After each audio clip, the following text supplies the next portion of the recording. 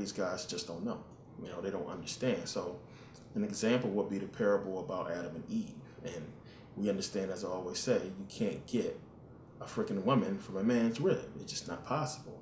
But when you understand that Adam is the atom, and that the electron orbits the nucleus of an atom, and that orbit that the electron takes around the nucleus of the atom is called a rib.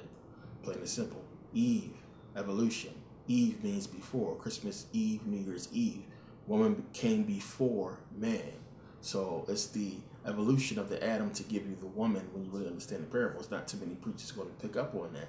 Not too many preachers going to pick up on the fact that you have the firmament, talking about what is above and below the firmament, and that corresponds to something that they found back in Kemet. And then when you go back and look at where the Septuagint was created, being in Alexandria, Egypt, we can see you have them basically putting a book together in Egypt where they could have easily seen exactly what it's talking about. It's a lot of different parables that when you start to understand, outside of the Bible, it makes a lot of sense when you understand about, energy and astrology and everything the book is telling you to stay away from. So, to answer the question, one of the reasons why, they talking about the same thing is because they've been taught the same thing. One of the reasons why they don't, know or don't, teach us exactly the parable that Jesus is telling us is because they don't know. They put together a sermon to go with what they want to talk about, which is usually pertaining to some type of money.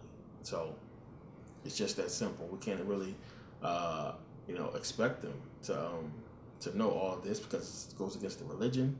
And then, any sane person, anybody who really reads the book is going to question what it's saying, and they're taught not to question it.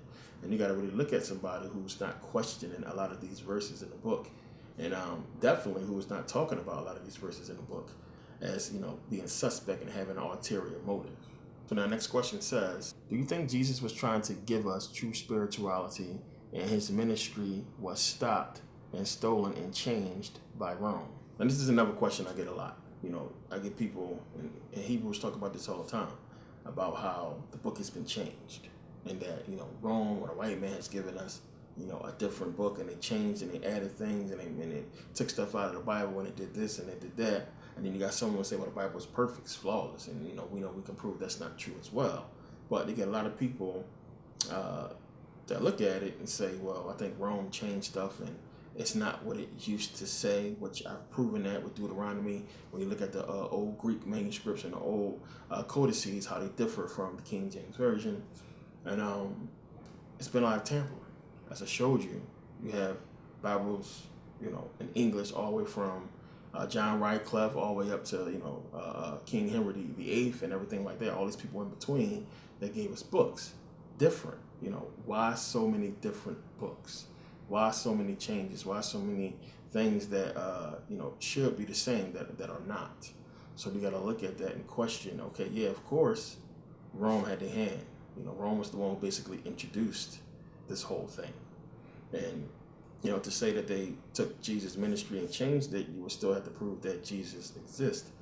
The key is this, for everybody who believe that something was changed or altered or what have you, why are you guys still following the book? Why aren't you trying to do the research? Why are you still saying, okay, well, this is true? If you question one thing in a book, you got to question the entire book. And you got to keep in mind that, one, the book requires faith because it has no proof. Plain and simple. It requires faith because there's no proven validity to what the book is saying. The book itself is in question. Plain and simple. So how are people still harping on it and still following as if it's proven history when it's not? You get a lot of Hebrews who want to hold on to just the Old Testament because Jesus comes along and kind of take away the fact that the Hebrews was set apart, in the Old Testament. And Jesus comes to say, everybody can be saved and everybody is equal or what have you. But again, we got to still look at that doctrine and we got to look at how we got it. Looking at the history, again, a lot of people think the Ethiopians had the Bible, and that just because the Ethiopians had an old Bible has somehow some validity to it because, Africa's involved. When again, as I talked about before, the Ethiopian Bible, the Abhagarama Bible was written by Byzantine royal Abhagarama, who translated it from a Greek version. So we still have the Greeks involved with that. Again, the question would be, why would you follow a doctrine that was basically taught to us during slavery? And that's the part people can't get around. Ephesians 6:5 talks about, slaves obey your earthly masters with fear and trembling as you would Christ. To me, that verse alone should have black people like scratching their head, like, what are we doing?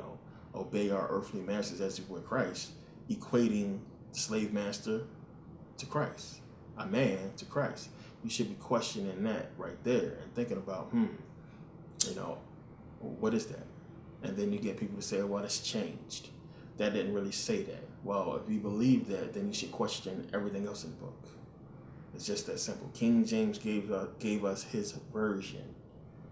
It's called the King James Version. His version. A version is a version that's, basically going to fit what somebody's giving us. It's not the truth. It's not the original, which we never had.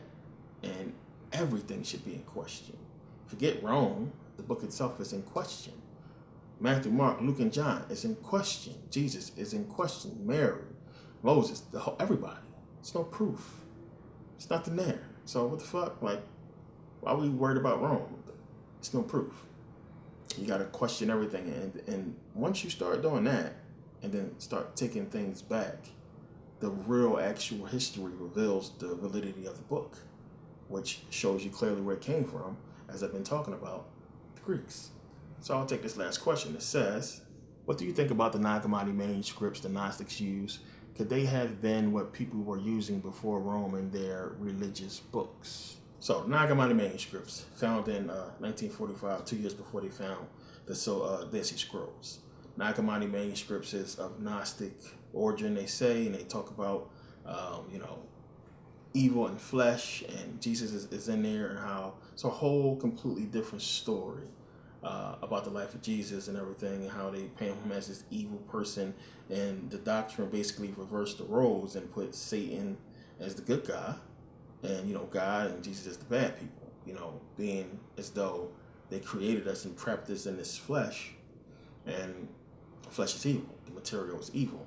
And the Nag Hammadi manuscripts is so on point with a lot of things when you begin to understand that,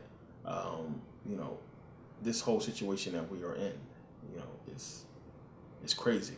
It's crazy, and it really plays to that point that with us being these energetic beings trapped in this primitive flesh with no real access to what we should be able to do, and that having the gnosis, the knowledge, once we have that, we're able to access and tap into these powers. But this God is basically trying to stop that.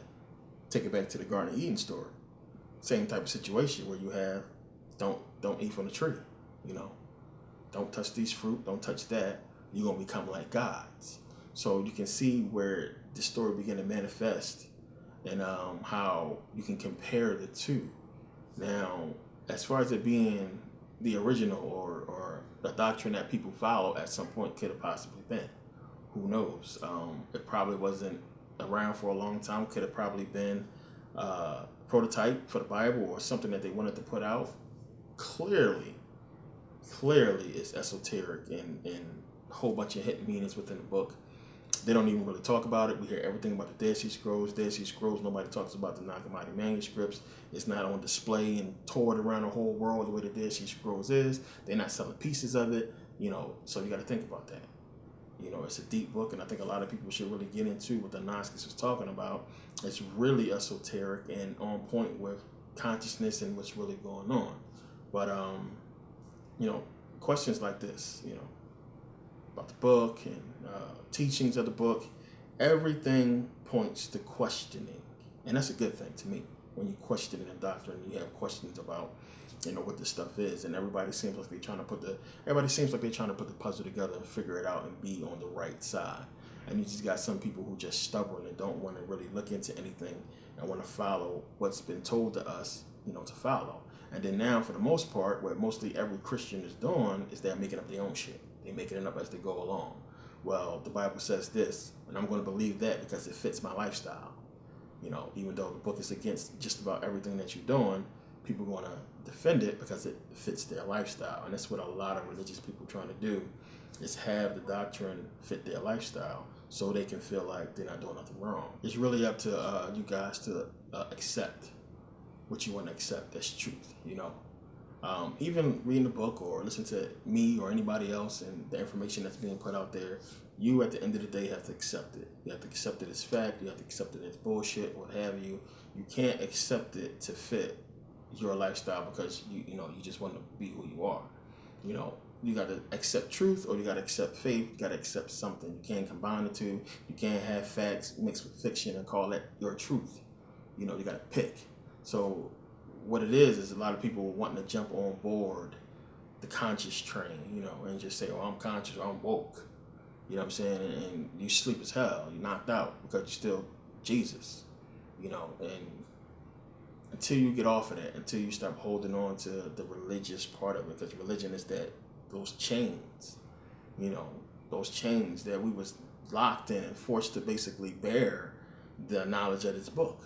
We would have never known about the shit that we've been dealing with it if it wasn't for slavery, if it wasn't for, them coming in and giving us this book, giving us this information about this Jesus and this religion or what have you. Africans was not dealing with none of this shit. Was not involved in it. This is something that they brought to us, and history supports it. Everything is there. Now, a lot of people just want to ignore that fact, but let's keep it real. We were in slavery in America. We were taught about this Bible, about this Jesus that's supposed to be this savior or what have you. This is one of the reasons why a lot of Christians switch over to Hebrew, the Hebrew Israelites, because it's the only way it makes sense for us to be in, bondage and be in slavery for so long, and supposedly there's this God that's good and everything like that. Why would he allow that for so long? The only thing that make that fit is the Hebrew doctrine. And this is why a lot of people are like, oh, okay, so I see why we was in there, because they don't want to believe in their heart that this Jesus that they've been following and that they love or say they love is wrong, and that this doctrine is wrong, because that don't make sense. That's the part that blows it out of the water, where you have this Jesus that talk about love, peace, mercy, forgiveness, yet he condones slavery. We've been enslaved for hundreds of years, and we're going through this hell we're going through with these, ruling white folks, and we trying to figure out why. Why isn't God answering our calls? Why aren't we doing this? And a lot of people want to run to the Hebrew doctrine because it fits all of that. How convenient that it does. But again, when you look at Bible verses that says, obey your slave master as you would Christ, suspect. When you look at just all of the carnage, the wrongdoing, the evil that's in the book, it's crazy. You have people that don't want to believe that, God is capable of evil, when if you read the book, it's right there. Plain and simple. So, case in point, I'll give you Judges 9:23. If you have my Bible series, you know about this.